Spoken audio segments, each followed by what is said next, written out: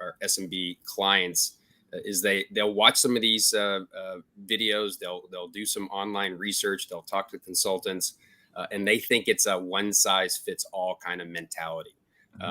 An organization that is a young tech company that's growing rapidly is a tremendously different organization than somebody that's been in business for 100 years and they're in manufacturing.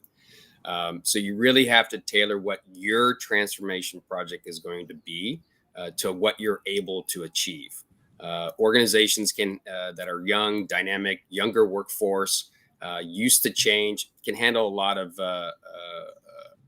disruption to their business because they're looking for that. But organizations that are long-term, stable, need to take a little bit smaller bite-sized opportunities for change, measure the results, then do the next engagement. So don't try and cram everything into one project, assuming then you're done for the next 20 years. That should not be the mentality. Yeah. Not to mention the fact that, if you're planning this to be a big, massive 3, 4, 5 year project, that's sort of a one and done, big bang, sort of a approach, think about how much your business is going to change in those 3, 4, 5 years. So it's sort of like trying to address a moving target, which isn't realistic for a lot of companies. Agree. Yeah. How about you, Khalid? What are you seeing as sort of those timeless, ageless lessons from implementations? You've been doing this a long time too. I mean, what are those things that you could have said 10 years ago that still apply here today? I'm a people, process, technology kind of guy.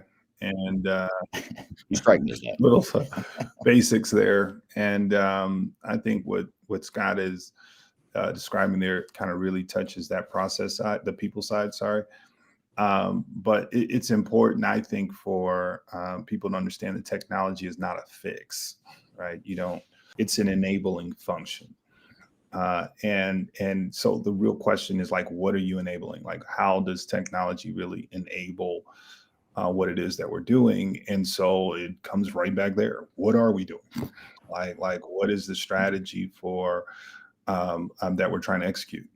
And so I think you kind of want to start there and, really just not think of technology in terms of all its bells and whistles and all of the possibilities and all of the things that you can do, and just get to the basics of what we need to accomplish as an organization, what we're trying to accomplish as an organization, kind of, there, and start working backwards to how does that impact our processes?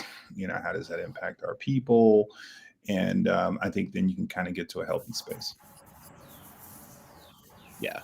Yeah. You could just insert technology name here, and everything you just said and everything Scott said as well, it applies. It doesn't matter if it's SAP, Oracle, Microsoft, AI, CRM, ERP, whatever it is, that applies to any sort of tech initiative. Yeah. So how about you, Aaron? And especially from the perspective of, having done so many of these multinational projects in the MEA region, as well as other parts of the world, anything different that you see there, or there's any additional lessons that you've learned over the years? I think one of the key things when you are dealing with international projects, and Khalid kind of touched on it, is really around the people, right?